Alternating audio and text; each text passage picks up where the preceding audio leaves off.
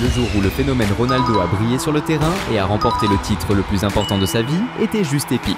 Ça s'est passé le 30 juin 2002, lors d'un match entre le Brésil et l'Allemagne pour la finale de la Coupe du Monde. L'Allemagne avait une équipe balèze avec des joueurs comme Oliver Kahn, Klose et Schneider. Le Brésil, lui, avait une team de ouf, pleine de stars comme Roberto Carlos, Cafu, Rivaldo, Ronaldinho et Ronaldo le phénomène, qui à l'époque était considéré comme le top joueur de l'équipe brésilienne. La pression sur Ronaldo était énorme, car en plus d'avoir affronté une série de blessures graves au genou qui l'avaient éloigné des terrains pendant de longues périodes, il portait encore le poids de la défaite en finale de la Coupe du Monde de 1998. Ce match était l'opportunité parfaite pour la star brésilienne de clôturer sa grande rédemption. L'arbitre a sifflé le début du match qui a commencé fort. Dès la première minute, Ronaldinho a lancé une attaque sur l'aile gauche, avançant vite vers le but. Mais alors qu'il était sur le point de pénétrer dans la surface, un défenseur adverse a intercepté et a envoyé le ballon en touche. À la 4e minute, le Brésil a tenté de lancer une autre attaque quand Rivaldo a dribblé un adversaire et a rapidement joué en 1-2 avec Ronaldo, mais la passe a été interceptée par un défenseur adverse. À la 7e minute, l'Allemagne a commis une erreur en perdant le ballon dans sa propre défense, et le Brésil a lancé un contre-attaque avec Kleberson tentant un tir de loin. Mais il a mal touché la balle et le gardien adverse a fait un arrêt facile, gaspillant une grosse occasion. Au fur et à mesure que le temps passait, le jeu restait agressif, marqué par plusieurs fautes sévères, y compris une faite par Klose contre Lucio à la 8e minute, qui a résulté en un carton jaune pour l'attaquant allemand. À la 9e minute, c'était au tour de l'Allemagne d'attaquer, avec Schneider à droite qui tentait de balancer un centre pour Klose, mais la défense brésilienne a capté le pass avant qu'il n'atteigne son coéquipier. Vers 14 minutes, l'Allemagne a orchestré une attaque similaire, cette fois depuis la gauche, avec Schneider essayant d'envoyer un centre pour Klose dans la surface. Cependant, une fois de plus, la défense du Brésil a été efficace, interceptant le pass et éloignant le ballon. À la 16e minute, le Brésil a repris l'offensive avec Ronaldo qui passait le ballon à Ronaldinho qui tentait de prendre à revers la défense adverse. Mais il s'est retrouvé encerclé par les défenseurs et a perdu possession du ballon. C'était maintenant l'heure pour Ronaldo de briller à nouveau dans le match.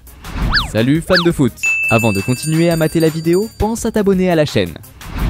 Peu après, le Brésil a intercepté une passe adverse et a tenté de lancer une contre-attaque, avec Ronaldo recevant une longue passe à gauche. Cependant, il n'a pas bien contrôlé le ballon qui a fini en touche. À la 18e minute, le Brésil a organisé une autre attaque lorsque Ronaldinho a envoyé un superbe passe pour Ronaldo Phénoménon qui s'est retrouvé face à face avec le gardien adverse dans la surface. Cependant, au moment de la frappe, Ronaldo n'a pas bien touché le ballon qui est sorti en fond de terrain, gâchant la plus grosse occasion du match jusqu'à ce moment-là. Le début de match n'était pas génial pour Ronaldo. À la 28e minute, l'Allemagne a repris l'attaque avec Schneider envoyant un excellent passe pour Bode dans la surface. Cependant, Bode a eu du mal à contrôler le ballon qui a glissé de son contrôle, permettant aux défenseurs brésiliens de s'approcher à temps pour intercepter le jeu. De l'autre côté, Ronaldo Phénoménon affamé de jeu. Peu après, le numéro 9 brésilien a reçu le ballon au milieu du terrain et a tenté de dribbler un adversaire, mais il a été fauché par une faute qui, à en juger par son expression de douleur, semblait assez douloureuse. La situation a rendu les fans anxieux, compte tenu de son historique de blessure. Malgré l'effroi initial, il semble que ce n'était rien de grave, car peu après Ronaldo a organisé une autre attaque, essayant de dribbler les adversaires. Le ballon a été repoussé et est tombé aux pieds de Ronaldinho, qui a continué le jeu en envoyant un centre pour lui de retour dans la zone. Cependant, Ronaldo s'est embrouillé en essayant de contrôler le ballon, ce qui a permis au gardien adverse de s'avancer pour l'intercepter. À la 33e minute, un moment remarquable s'est produit quand Rivaldo a reçu le ballon d'un touche, l'a contrôlé en faisant des jongles et, avec habileté, a passé la balle à Ronaldinho. Peu après, le Brésil a tenté de lancer une autre attaque avec Ronaldo sur l'aile gauche. Cependant, en tentant de contrôler le ballon, il a été fauché par un tacle adverse. Malgré la chute, l'arbitre a choisi de ne pas siffler la faute. Vers la 40e minute, l'Allemagne est passée à l'attaque avec Neuville qui a affronté la défense et a passé la balle à Jérémis qui a décidé de tenter sa chance avec un tir de loin. Malgré la puissance du tir, la précision n'était pas au rendez-vous et le ballon est passé bien loin du but. Juste après, le Brésil a créé une super opportunité quand Kleberson a reçu une passe en profondeur, a récupéré le ballon presque dans la surface et a déclenché un tir ras du sol en direction du but.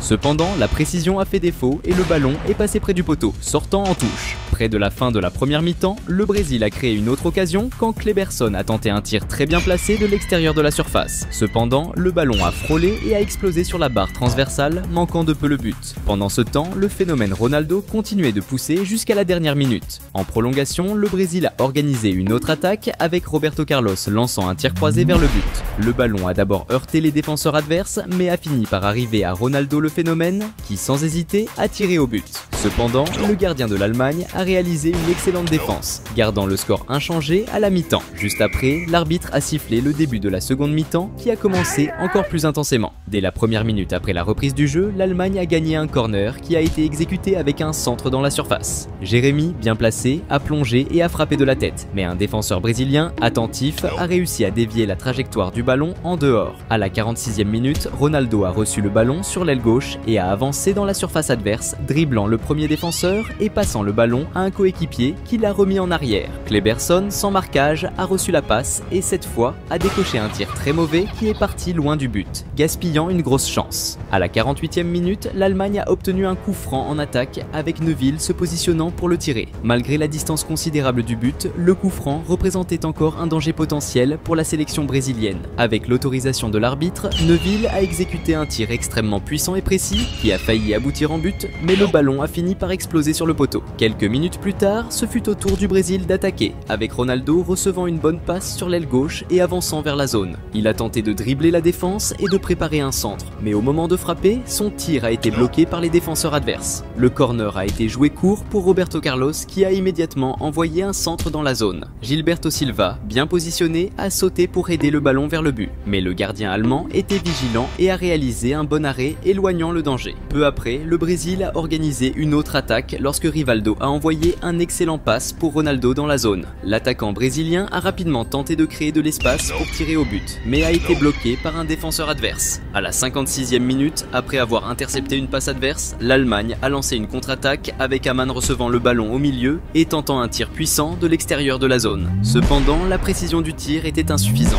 et le ballon est sorti en fond de terrain. Peu de temps après, le Brésil a repris l'attaque, avec Rivaldo recevant une passe et tentant de dribbler un adversaire. Cependant, il a été arrêté par une faute, où l'adversaire a touché le ballon avec la main. Ce coup franc, étant donné la distance, représentait un grand danger pour les Allemands, surtout que le Brésil avait d'excellents tireurs. Après que l'arbitre a autorisé le coup franc, c'était Ronaldo qui a pris la responsabilité, mais son tir a été bloqué par le mur. Jusqu'à ce moment, il semblait que la chance n'était pas du côté de Ronaldo, mais il était déterminé à continuer à insister jusqu'à réussir. Et c'est exactement ce qui s'est passé à la 66e minute, quand il a reçu une passe en attaque, mais a fini par perdre le ballon et tomber. Cependant, il ne s'est pas laissé abattre, s'est rapidement relevé, a repris possession du ballon et a immédiatement lancé une autre attaque, passant le ballon à Rivaldo qui, sans hésiter, a tiré un coup puissant et précis vers le but. Le tir était si fort que le gardien a réussi à défendre, mais n'a pas pu tenir fermement le ballon. Ronaldo, phénoménon, bien positionné et attentif au jeu, a profité de l'erreur du gardien et a récupéré le rebond, envoyant le ballon au fond des filets. À ce moment, le stade a explosé d'euphorie, avec les fans sautant et célébrant intensément l'avantage de la sélection brésilienne.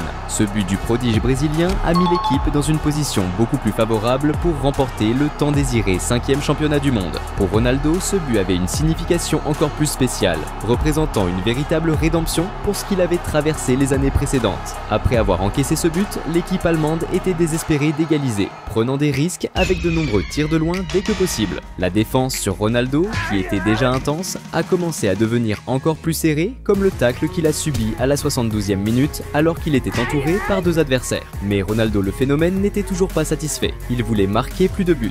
Vers la 78e minute, le Brésil a organisé une attaque stratégique avec Kleberson avançant sur la droite et envoyant une passe au milieu du terrain. Rivaldo, avec un geste de maître, a fait semblant de recevoir le ballon pour tromper les défenseurs adverses et l'a laissé passer directement, trouvant Ronaldo le phénomène bien placé dans la surface. Avec le ballon maîtrisé, Ronaldo a décoché un tir rasant du pied droit visant le coin du but. Le gardien adverse s'était tiré de tout son long dans une tentative désespérée d'atteindre le ballon, mais le tir de Ronaldo était si précis que le ballon a trouvé le petit filet, augmentant le score pour la sélection brésilienne. Dans ce moment d'euphorie, les joueurs réservistes qui étaient sur le banc n'ont pas pu contenir leur émotion et ont couru pour embrasser Ronaldo le phénomène. Ce deuxième but du crack brésilien en finale de la Coupe du Monde a non seulement pratiquement assuré au Brésil le trophée, mais a également servi de réponse à tous ceux qui doutèrent de sa capacité à revenir jouer à un niveau élevé après une série de blessures difficiles. Maintenant, l'Allemagne devait attaquer avec toute intensité, comme cela s'est produit à la 82e minute, lorsque Bierhoff a reçu le ballon dans la surface et a décoché un tir puissant vers le but. Mais le gardien du Brésil était attentif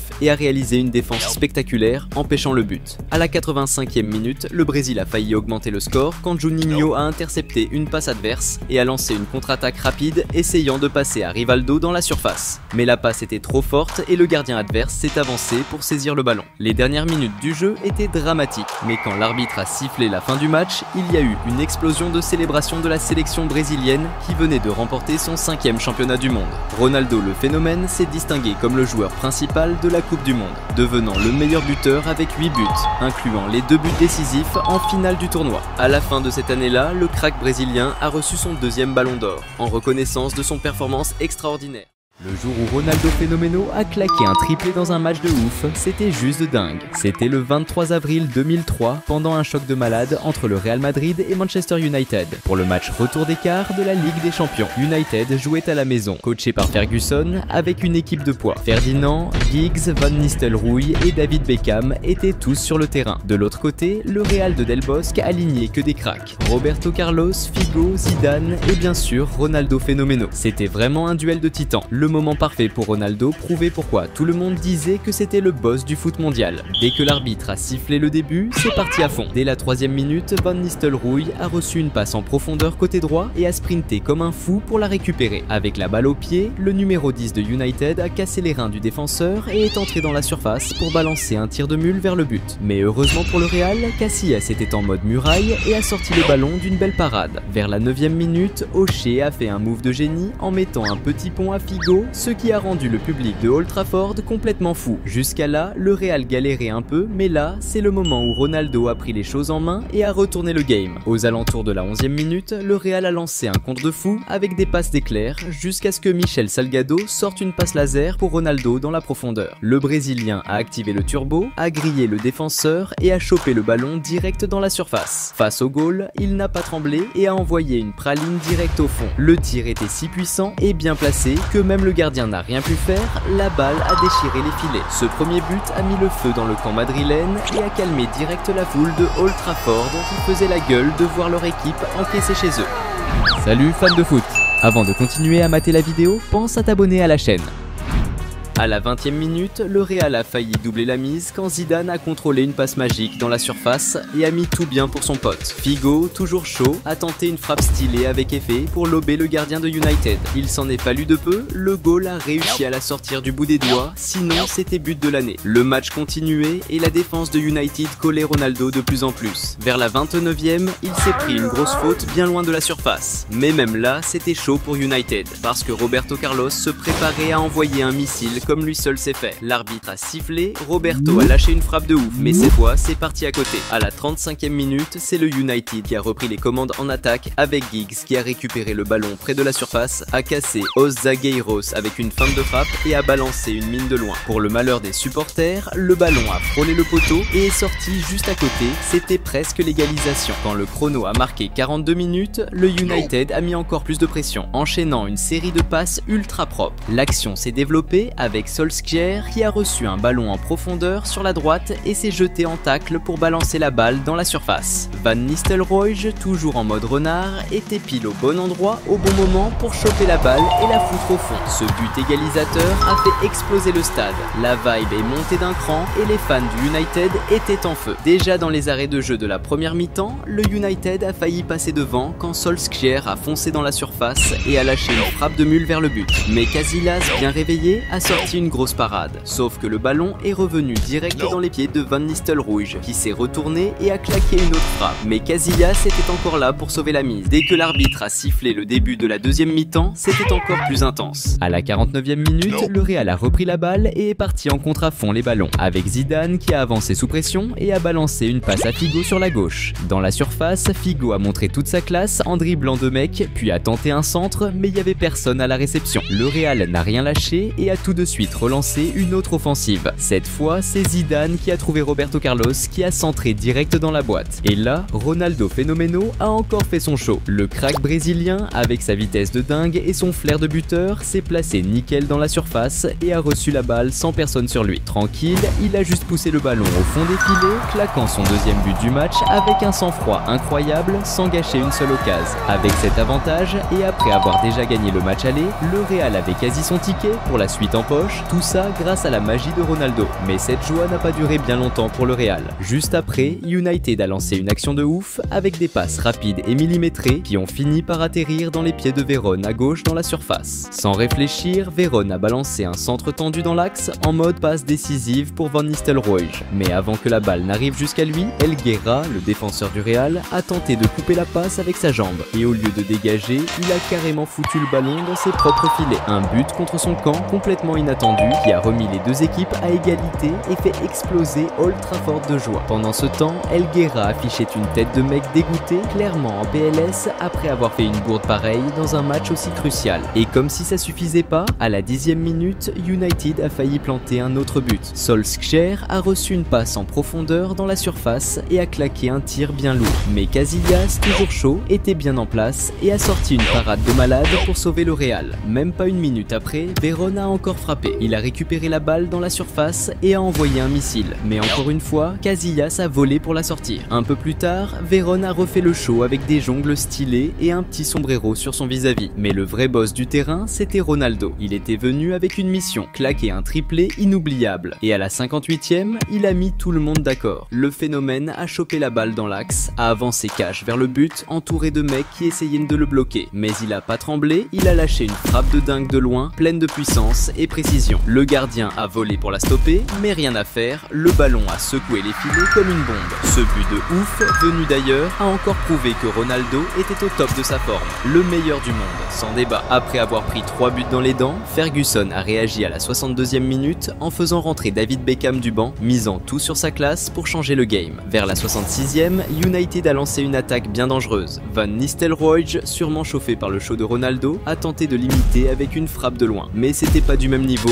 son tir est passé tout près du poteau, mais pas dedans. Juste après, l'entraîneur du Real a pris une décision qui a fait jaser. Il a sorti Ronaldo pour le préserver pour le match suivant. En quittant le terrain, Ronaldo a reçu une ovation de fou. Même les fans de United l'ont applaudi comme une légende. Avec Ronaldo sur le banc, United a repris espoir de pouvoir retourner la situation. Et les choses ont commencé à tourner en leur faveur quand l'horloge approchait des 70 minutes et que Van Nistelrooy s'est fait faucher juste devant la surface, à un endroit chaud bouillant. La faute, hyper dangereuse vu la distance, représentait une vraie menace pour le Real. Surtout que Beckham, le roi des coups francs, s'était déjà placé pour la tirer. Quand l'arbitre a sifflé, Beckham a enroulé une frappe parfaite qui a traversé le mur, touché l'intérieur de la barre et a fini au fond. C'était tellement chirurgical que Casillas est resté figé, juste en train de regarder la balle finir sa course dans les filets. Ce bijou de Beckham a ramené le score à égalité, mais malgré ce moment d'euphorie, le United restait derrière à cause du score cumulé. Quand on est arrivé à la 83e minute, c'est devenu tendu pour le Real. Le United a repris la balle et a lancé un contre supersonique. Van Nistelrooy, avec toute sa classe, a reçu la balle en attaque, a planté un dribble de fou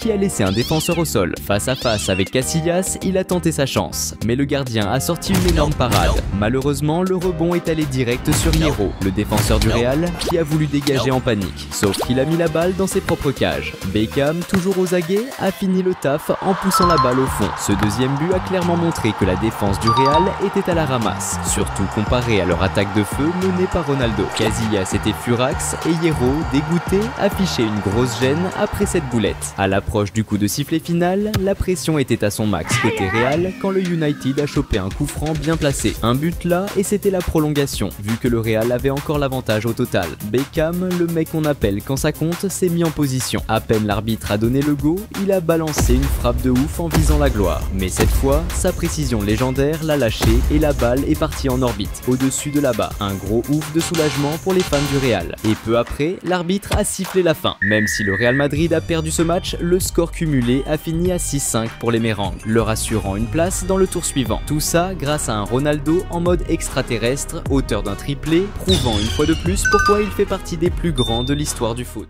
Le jour où Ronaldo, le phénomène, a claqué un triplé alors qu'il était retraité et un peu enrobé, c'était ouf. Ça s'est passé pendant un match caritatif entre l'UNDP et les All-Stars de Saint-Etienne en 2015. L'équipe de l'ONU était chargée de gros calibres, genre Seedorf, Zambrotta, Cafu, sans oublier les superstars Zinedine Zidane et Ronaldo Nazario. Un duo de choc qui faisait trembler le monde à l'époque où ils jouaient ensemble au Real Madrid. C'était la paire parfaite pour montrer que, malgré les années, ils maîtrisaient encore la technique comme des boss. L'arbitre a sifflé le début du match qui a démarré sur les chapeaux chapeau de roue. Dès la première minute, Ronaldo a passé à Seedorf, qui a tenté un solo, dribblant plusieurs joueurs, mais il a fini par perdre le contrôle et la balle est sortie en touche. À la 3e minute, l'UNDP a poussé à l'attaque avec Seedorf qui distribuait les passes jusqu'à filer le ballon à Karel Poborski sur la gauche, qui a vite centré dans la zone. Trezeguet, bien placé, a reçu le ballon et avec une frappe directe, il a envoyé le cuir au fond des filets. Ce premier but, fruit d'un jeu de passes efficace, a prouvé que les stars savaient mettre leur ego de côté et jouer avec un max de complicité. Là, c'était le moment pour Ronaldo de briller dans le match. Vers la 5e minute, le crack brésilien a lancé une superbe action, jouant des passes avec ses coéquipiers et avançant jusqu'à recevoir le ballon dans la zone. Ballon au pied, Ronaldo a pivoté et envoyé un tir vers le but, mais la balle a frôlé le poteau et est sortie en touche. Peu après, Saint-Etienne a intercepté une passe adverse et a lancé une contre-attaque qui s'est terminée avec Yohan Molo balançant un centre au milieu. Alex, bien placé, a reçu le ballon et a balancé direct un tir spectaculaire du droit, envoyant un missile vers le but. Le tir était tellement puissant que le gardien adverse n'a même pas bougé et le ballon a fini au fond des filets. Ce but de Saint-Etienne a remis les pendules à l'heure et a été célébré de manière marrante. À la 8e minute, l'UNDP est reparti à l'attaque avec Ronaldo et Zidane qui faisaient tourner la balle dans la défense adverse jusqu'à ce que Ronaldo décide de conclure l'action avec un tir du droit vers le but. Mais le gardien adverse était vigilant et a repoussé le ballon. Vers la 10e minute, Seedorf et Zidane ont monté un coup de maître avec un échange de passes élégant faisant hurler la foule de olé. Cependant, Seedorf a perdu le ballon avant de pouvoir finir l'action. À la 19e minute, Saint-Etienne a lancé une attaque avec Moravci qui avançait par la gauche et a passé le ballon au milieu à Laurent Battles.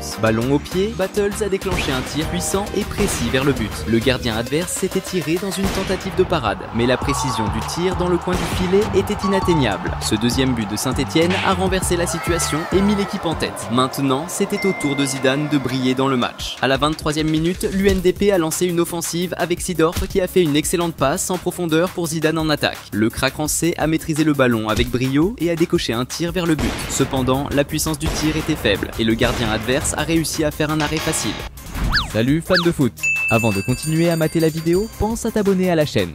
Peu après, l'UNDP a mené une autre attaque avec Zidane qui a offert une excellente passe à Seedorf dans la zone qui a rapidement centré au milieu. Ronaldo, bien placé, a reçu le ballon et a fini directement. Cependant, la précision du tir n'était pas au rendez-vous et le ballon a fini par sortir en touche. Ronaldo était vénère d'avoir loupé ce but et était déter à marquer à la prochaine occasion. Et c'est exactement ce qui s'est passé à la 31e minute quand l'UNDP a récupéré le ballon et lancé un contre avec Seedorf qui avance sur la gauche et envoie un centre dans la zone. Trezeguet, bien placé dans la zone, a fait une tête vers le bas, préparant le terrain pour Ronaldo finir. Avec le ballon venant vers lui, le crack brésilien n'a pas raté l'opportunité et a envoyé une frappe de première hyper précise, plaçant le ballon au fond des filets. Ce but de Ronaldo a de nouveau égalisé le score, mettant le match encore plus chaud. Ce but semble avoir tellement boosté le moral de l'équipe que juste après Seedorf a accéléré pour intercepter une passe adverse et lancer un contre rapide. En pénétrant dans la zone et se retrouvant face à face avec le gardien, Seedorf a vu l'avancée du gardien et a tenté une lobée, le surclassant habilement et marquant un but spectaculaire. Ce but n'a pas seulement remis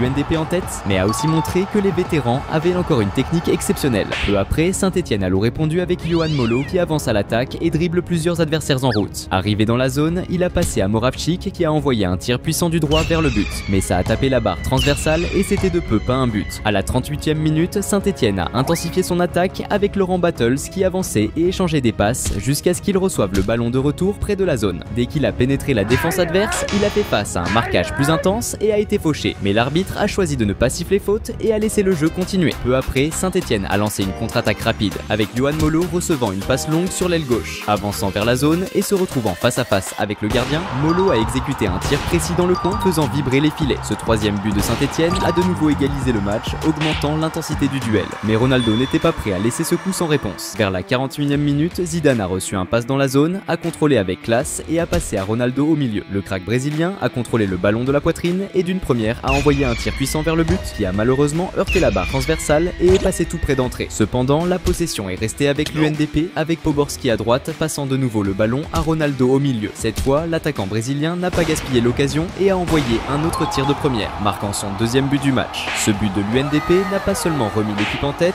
mais a aussi montré que Ronaldo, bien qu'enrobé et retraité, conservait encore son sens exceptionnel du positionnement et une maîtrise des finitions. Juste avant la mi-temps, à la 44e minute, l'UNDP a orchestré une attaque collective collective avec une série de passes qui ont démantelé la défense adverse, aboutissant à Djorkaeff recevant le ballon totalement libre devant le but. Avec le ballon venant vers lui, Djorkaeff l'a simplement poussé au fond des filets, marquant le 5e but de l'UNDP dans le match et établissant un avantage de 2 buts sur l'adversaire. Peu après, l'arbitre a sifflé le début de la seconde mi-temps qui a commencé intensément. À la 40e minute, l'UNDP a lancé une attaque avec Zidane sur la gauche, qui a passé le ballon à Zambrotta, qui a alors tiré un coup puissant vers le but. Le tir était fort, mais le ballon a touché la barre transversale, très proche d'entrée. Ensuite, Seedorf a tenté de profiter du rebond avec une tête, mais la balle a fini par sortir en touche. Maintenant, c'était le moment pour Ronaldo de briller à nouveau dans le match. À la 50e minute, Ronaldo et Zidane ont coordonné une attaque avec une série de passes dans la défense adverse, culminant avec Ronaldo contrôlant le ballon de la poitrine et exécutant un tir précis vers le but. Le gardien a encore tenté d'intercepter, mais la précision du tir dans le coin était incontestable, résultant en but. Ce 3e but de Ronaldo dans le match a servi comme une nouvelle démonstration que, même étant bien enrobé, il maintenait sa capacité à être un buteur efficace. À la 58e minute, le jeu a commencé à changer de direction lorsque Saint-Etienne a lancé une attaque coordonnée avec une série de passes, initialement interceptée par Zambrotta. Cependant, il a commis une erreur en perdant le ballon dans la zone, et Yohan Molo a profité de cette faute, passant le ballon à Pascal Feindouno, qui a tiré un coup précis dans le coin du but. Ce 4e but de Saint-Etienne n'a pas seulement réduit l'avantage de l'équipe adverse, mais a également intensifié la lutte dans le jeu. À la 64e minute, le jeu de l'UNDP a subi un grand revers avec le remplacement de Ronaldo, qui semblait épuisé. Bien qu'étant hors de forme et retraité, Ronaldo a quitté le terrain sous les applaudissements intenses, admiré par les fans pour sa performance remarquable, au cours de laquelle il a marqué 3 buts. Avec son départ, l'UNDP a été confronté à la tâche difficile de maintenir la performance sans sa principale étoile sur le terrain. Cette difficulté est devenue évidente à la 65e minute, lorsque Saint-Etienne a lancé une attaque dangereuse avec un centre dirigé vers la zone. Yohan Molo, qui se trouvait en position avantageuse et non marqué, a profité du but vide pour frapper la balle de la tête avec force, marquant ainsi le 5e but de Saint-Etienne. Ce but a rallumé l'enthousiasme des fans qui ont commencé à croire à une excitante remontée au score. Juste après le but de Saint-Etienne, l'UNDP a cherché à réagir immédiatement avec Seedorf orchestrant une attaque collective et échangeant des passes rapides avec Zidane, mettant en avant une élégante passe de talon. L'action s'est terminée par Augustin Okocha tirant vers le but, mais malheureusement la précision manquait et la balle a fini au-dessus de la barre transversale. Immédiatement après sa finition précédente, Augustin Okocha a pris l'initiative et a décidé de faire un jeu solo. Il a dribblé plusieurs adversaires avant de tenter un tir de longue distance. Le gardien adverse, sous-estimant le tir, pensait que la balle sortirait en touche et a choisi de ne pas sauter. Contre toute attente, la précision du tir était exceptionnelle et la balle a fini dans le petit filet. Avec ce 7e but, l'UNDP a considérablement augmenté son avantage sur l'adversaire. Saint-Etienne, refusant d'admettre la défaite, a répondu rapidement à la 69e minute avec une attaque vigoureuse menée par Max Gradel qui a avancé en dribblant plusieurs joueurs adverses. En pénétrant dans la zone, il a effectué un échange rapide de passes avec Aubameyang qui a reçu le ballon dans une position privilégiée devant le but et l'a poussé dans le filet. Ce 6e but a ravivé l'espoir des supporters qui ont applaudi avec enthousiasme, anticipant un possible renversement dans le match. La sortie de Ronaldo du terrain semble avoir significativement affecté la performance des joueurs de l'UNDP qui montraient déjà des signes de fatigue. Vers la 72e minute, Saint-Etienne a profité d'une erreur des adversaires, interceptant une passe près de la zone et lançant rapidement un contre-attaque. Aubameyang a reçu le ballon dans une excellente position, se retrouvant face à face avec le gardien. Il a tenté une finition en lob, mais Van der Sar, très attentif, a réussi à réagir à temps et a dévié la balle en dehors, évitant le but. Quelques minutes plus tard, Saint-Etienne a lancé une autre attaque efficace lorsque Yohan Molo a progressé sur la gauche, dribblant le défenseur adverse et envoyant un centre précis dans la zone. Battles, qui était en excellente position, a reçu le pass juste devant le but et a simplement poussé le ballon dans le filet. Ce 7e but a non seulement égalisé le match à nouveau, mais a également laissé les supporters avec l'attente croissante que Saint-Etienne pourrait renverser le jeu. À la 83e minute, Saint-Etienne a initié un contre-attaque rapide avec Yohan Molo envoyant une passe avancée à Aubameyang en attaque. Entrant dans la zone et se retrouvant face à face avec le gardien, Aubameyang a envoyé un tir dans le petit coin, marquant un autre but. Ce 8e but de Saint-Etienne a retourné le score et mis l'équipe en avantage. Le jeu approchait de sa fin et l'énergie des joueurs de l'UNDP semblait épuisée. Dans les dernières minutes du match, Saint-Etienne a organisé sa dernière attaque avec Erding conduisant le ballon sur l'aile gauche et envoyant un centre au milieu de la zone. Aubameyang, encore jeune et plein d'énergie, s'est positionné parfaitement pour recevoir le pass et a complété le jeu avec succès, marquant un autre but. Ce 9e but a élargi l'avantage de Saint-Etienne, scellant définitivement la victoire de l'équipe dans le match. Malgré la défaite de l'équipe de Ronaldo, tant qu'il était sur le terrain, son équipe dominait facilement le score, grâce principalement à sa contribution en marquant 3 buts dans le match. Cela a montré que, même hors de forme et à la retraite, Ronaldo avait encore la capacité d'être un joueur remarquable dans n'importe quelle équipe.